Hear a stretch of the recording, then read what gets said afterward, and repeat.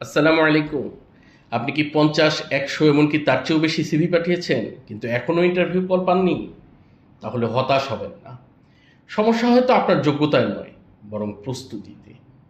আমি গত 30 বছরের কর্মজীবনে বিভিন্ন উৎপাদনমুখী প্রতিষ্ঠান, ট্রেডিং হাউস, কর্পোরেট অর্গানাইজেশনে কাজ করার যে অভিজ্ঞতা থেকে দেখেছি, অনেক মেধাবী প্রার্থী শুধু সঠিক প্রস্তুতির অভাবে তাদের কাঙ্ক্ষিত চাকরিটা পান না।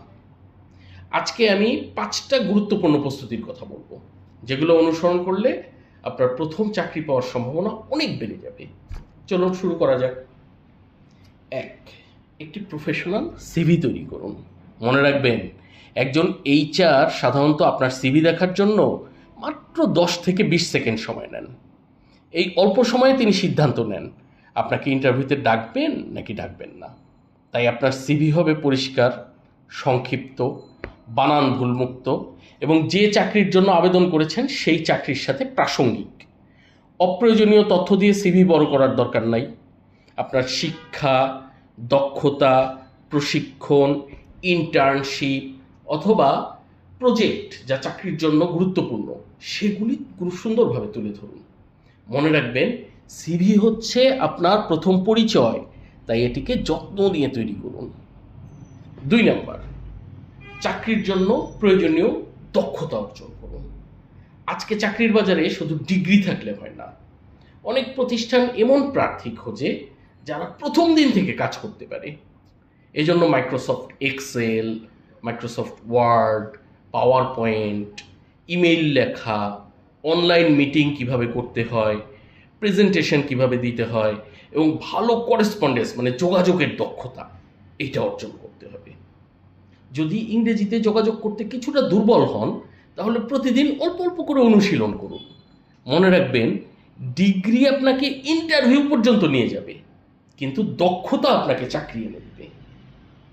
আর 3 নাম্বার হচ্ছে ইন্টারভিউয়ের প্র্যাকটিস করতে হবে। অনেক ভালো প্রার্থী একটা ইন্টারভিউ রুমে যেয়ে নার্ভাস হয়ে যান, ফলে তারা যা জানেন সেটাও ঠিকভাবে প্রকাশ করতে পারেন না। তাই আগে থেকে অনুশীলন করতে হবে, প্র্যাকটিস করতে হবে। নিজের পরিচয়টা আপনি কিভাবে দিবেন, কেন এই চাকরি করতে চান, আপনার শক্তি কি, আপনার দুর্বলতা কি, উইকনেস কি, এই সমস্ত প্রশ্নের উত্তর আগে থেকে তৈরি রাখেন। আয়নার সামনে দাঁড়িয়ে দাঁড়িয়ে অথবা পরিবারের কোনো সদস্যকে বা বন্ধুকে সাথে নিয়ে প্র্যাকটিস করেন। আপনার আত্মবিশ্বাস অনেক বেড়ে যাবে। মনে রাখবেন, আত্মবিশ্বাস আসে নিয়মিত অনুশীলন থেকে। আর যে কোম্পানিতে আবেদন করছেন সেই কোম্পানি সম্পর্কে জানতে হবে, এটা হচ্ছে 4 নম্বর। ইন্টারভিউ বোর্ড প্রায়ই একটা প্রশ্ন করে, আমাদের কোম্পানি সম্পর্কে আপনি কি জানেন? যদি আপনি উত্তর দিতে না পারেন, তাহলে বোঝা যায় আপনার প্রস্তুতি ছাড়াই ইন্টারভিউ দিতে এসেছেন। তাই ইন্টারভিউয়ের আগে কোম্পানির ওয়েবসাইট দেখেন, তারা কি ধরনের পণ্য বা সেবা দেয়, কতদিন ধরে কাজ করে, তাদের সম্পর্কে যতটা সম্ভব জানার চেষ্টা করুন। এটি আপনার আন্তরিকতা, আগ্রহ এবং পেশাদার মনোভাবের প্রকাশ করবে। আর সবশেষে 5 নম্বর, নিয়মিত আবেদন করতে থাকেন, ধৈর্য ধরেন।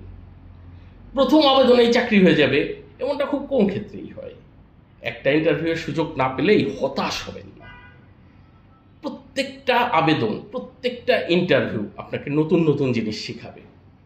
নিজের ভুলগুলা খুঁজে বের করেন, সেই ভুলগুলা সংশোধন করেন, আবার আবেদন করুন। যারা আজকে সফল, তাদের অনেকেই প্রথম দিকে একাধিকবার ব্যর্থ হয়েছে, কিন্তু তারা চেষ্টা থামান নাই। মনে রাখবেন, সফলতার সবচেয়ে বড় রহস্য হচ্ছে হাল ছাড়া যাবে না। সবশেষে একটা কথা বলি, চাকরি পাওয়ার আগে নিজেকে চাকরির উপযোগী করে গড়ে তুলতে হবে। সঠিক প্রস্তুতি নিতে হবে, নিয়মিত শিখতে হবে, ধৈর্য ধরে রাখতে হবে। এই বিষয়গুলো যদি আপনার মধ্যে থাকে, তাহলে ইনশাআল্লাহ আপনার প্রথম চাকরি পাওয়া শুধু সময়ের ব্যাপার। ভিডিওটি যদি আপনার উপকারে আসে, তাহলে অবশ্যই একটা লাইক দিবেন। আপনার মতামত বা প্রশ্ন থাকলে কমেন্টে একটু লিখে জানান। আর এই ভিডিওটি আপনার বন্ধু, ছোট ভাই, বোন বা চাকরি খুঁজছেন এমন পরিচিত কারোর সাথে শেয়ার করেন।